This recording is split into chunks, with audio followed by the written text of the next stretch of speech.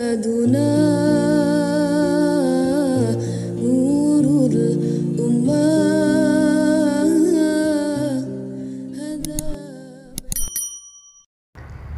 Assalamualaikum warahmatullahi wabarakatuh. Nahmaduka Allahumma kama amartana an nahmad wa nusalli wa nusallimu ala sayyidina Muhammadin wa ala alihi wa ashabihi wa tabi'in wa tabi'ihim bi ihsanin ila yaumi liqa'illahi samad. Amma ba'du.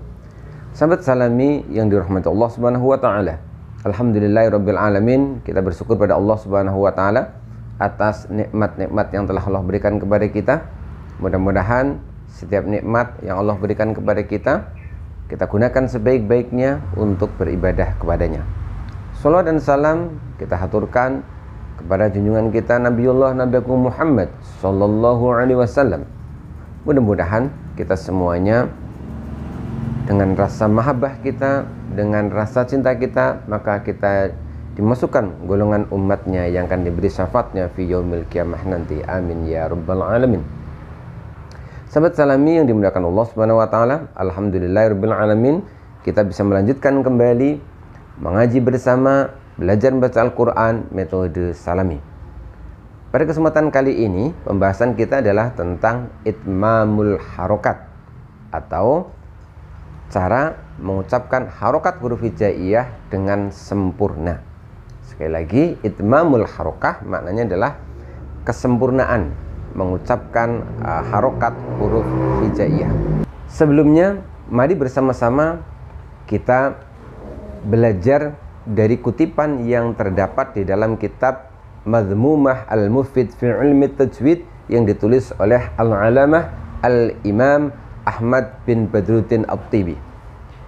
Di dalam kitab tersebut beliau menyebutkan wa kullu madmumin fala yatimma illa bidhammi syafatain wa dun khifadin bin khifadin lil fammi yatimmu wal maftuhu bil fathi. Wa kullu madmumin, setiap dhammah, fala yatimma, maka tidak sempurna pengucapan dhammah itu illa bidhammi syafatain, kecuali dengan memanyunkan dua bibir, kecuali dengan membulatkan kedua bibir.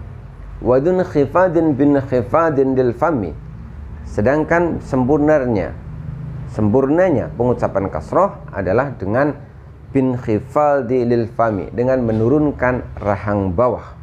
Wal maftuhu bil fathi, dan sempurnanya pengucapan fathah adalah dengan membuka mulut atau membuka bibir.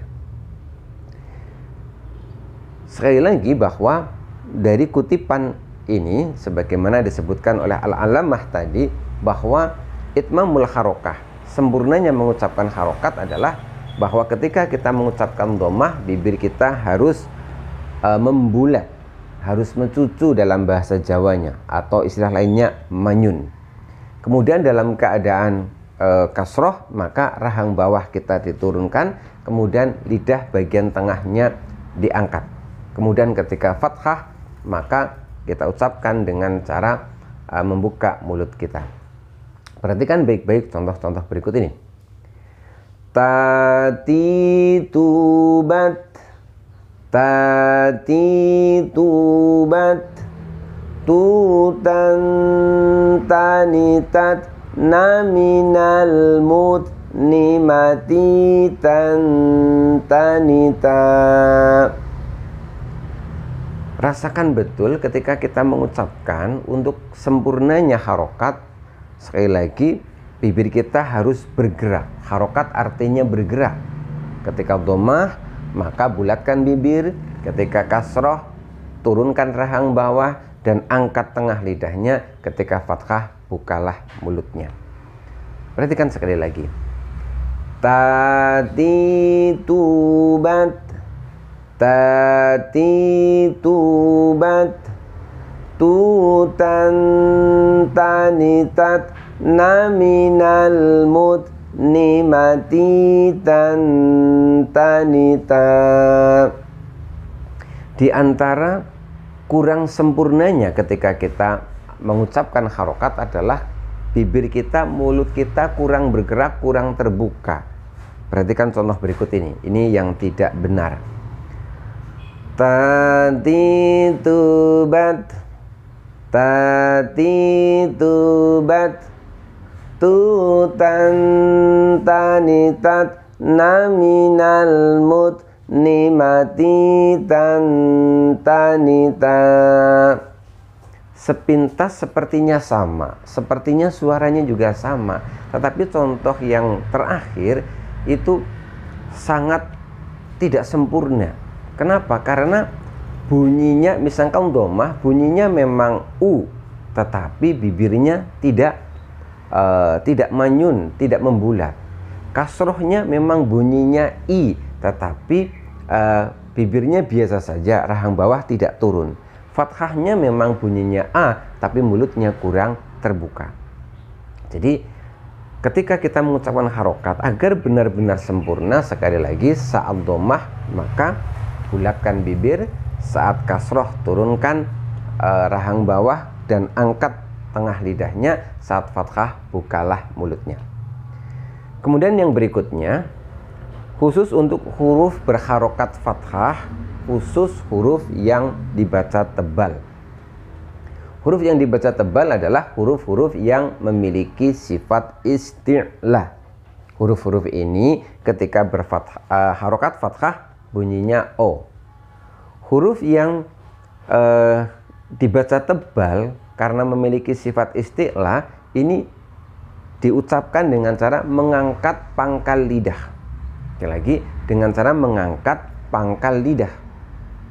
Karena pangkal lidahnya diangkat, maka mulut kita atau bibir kita walaupun terbuka, tapi terbukanya berbeda dengan huruf-huruf yang ketika diucapkan pangkal lidahnya tidak terangkat, yaitu huruf-huruf yang punya sifat istifal. Salah satu di antara huruf yang dibaca tebal karena punya sifat isti'la, yaitu terangkatnya pangkal lidah, adalah huruf kho. Perhatikan baik-baik. Kho, khi, khu, bakh. Kho, khi, khu, bakh. Khu, khon, khani, khokh. Na minal mukh, ni, makhi, khon, khani, khokh. Perhatikan baik-baik ketika kita mengucapkan kho dalam keadaan fathah, sekalipun mulut kita terbuka, namun terbukanya tidak sama dengan huruf H atau huruf ta misalkan.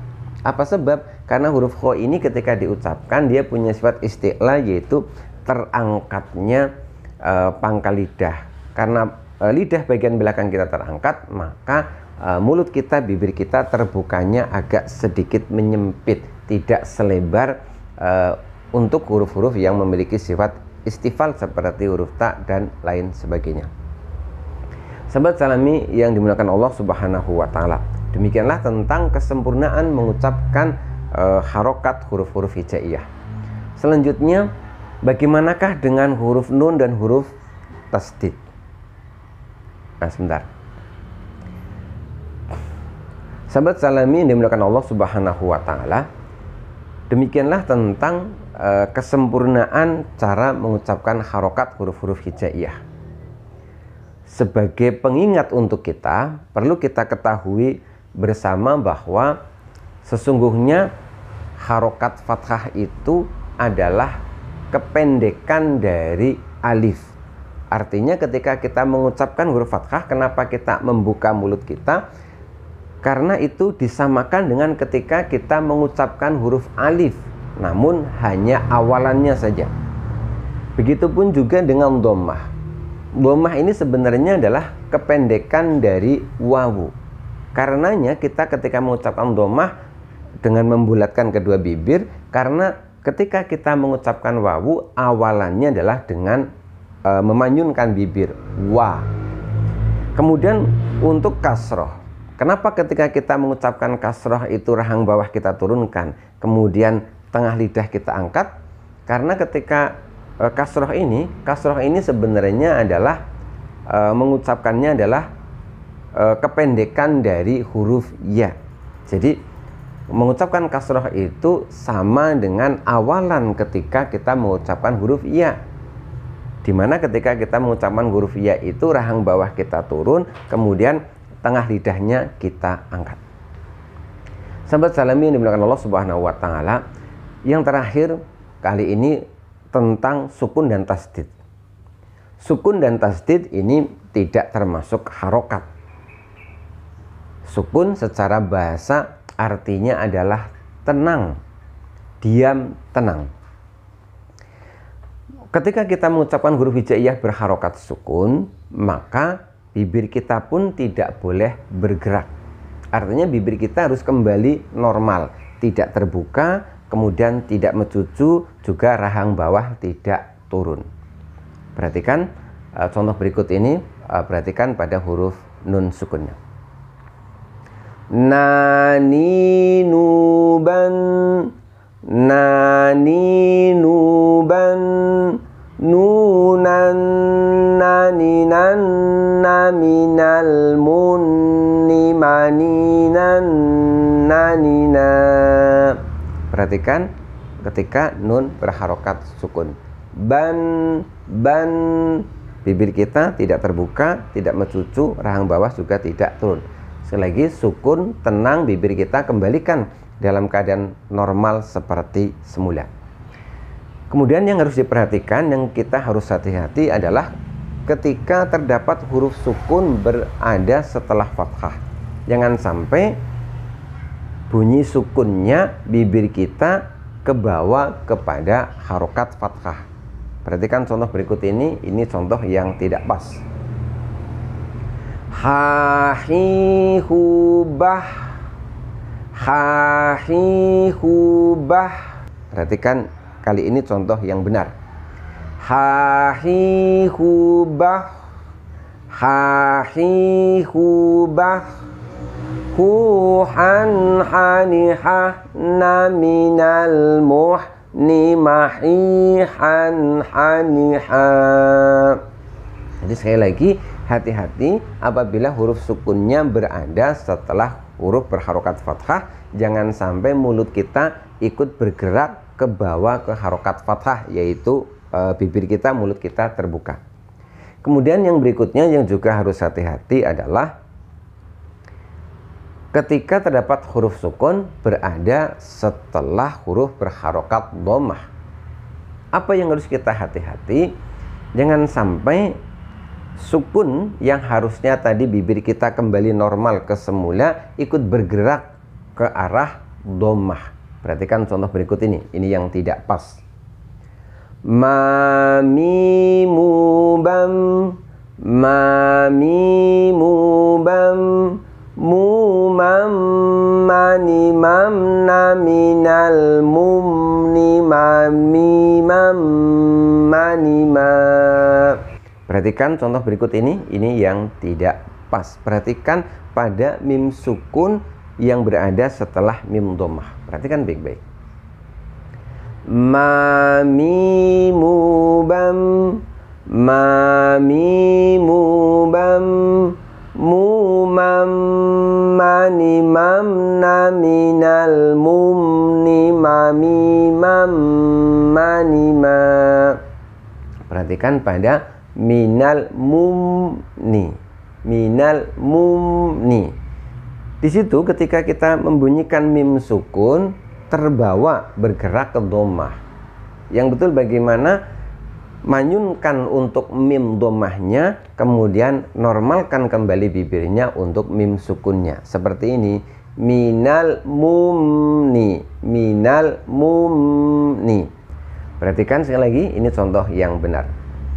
Mami mubam, mami mubam, mumam mani mam naminal mumni mami mam mani ma. Sahabat salami yang dimuliakan Allah Subhanahu wa taala, demikianlah tentang itmamul harokah dan sukun. Kesimpulannya bahwa cara mengucapkan harokat dengan sempurna ketika fathah, maka bukalah mulut kita. Karena fathah itu sebenarnya adalah kependekan dari alif. Jadi kita mengucapkan fathah itu sama dengan awalan ketika kita mengucapkan alif. Kemudian Untuk dhammah, maka sempurnanya pengucapan harokat dhammah adalah dengan memanyunkan atau membulatkan kedua bibir. Apa sebab? Karena dhammah sebenarnya adalah kependekan dari wawu. Karena itu kita mengucapkan dhammah itu seperti ketika mengucapkan awalan huruf wawu, yaitu dengan memanyunkan bibir terlebih dahulu. Kemudian kasroh, kita ucapkan kasroh dengan menurunkan rahang bawah dan mengangkat tengah lidah. Apa sebab? Karena kasroh adalah kependekan dari ya, sehingga ketika kita mengucapkan kasroh maka seperti awalan ketika kita mengucapkan huruf ya. Khusus untuk huruf tebal, huruf yang punya sifat isti'la, yaitu terangkatnya pangkal lidah, ketika fathah terbukanya mulut tidak selebar ketika huruf fathah pada huruf yang punya sifat istifal. Kemudian untuk sukun, cara mengucapkan sukun adalah dengan menormalkan kembali bibir kita, tidak bergerak ke fathah, tidak bergerak ke dhammah, tidak bergerak ke kasroh. Untuk tasdid, tasdid sebenarnya sama dengan sukun. Tasdid adalah huruf sukun yang diidghamkan kepada huruf yang berharokat. Karena aslinya di situ adalah sukun, maka cara pengucapan tasdid itu sama dengan cara pengucapan huruf sukun. Demikianlah pembahasan kita tentang itmamul harokah. Mudah-mudahan bermanfaat. Mudah-mudahan Allah Subhanahu wa ta'ala memberi kita kekuatan untuk terus belajar dengan istiqomah, memperbaiki bacaan Al-Quran kita. Billahi taufiq wal hidayah war ridha wal inayah. Assalamualaikum warahmatullahi wabarakatuh.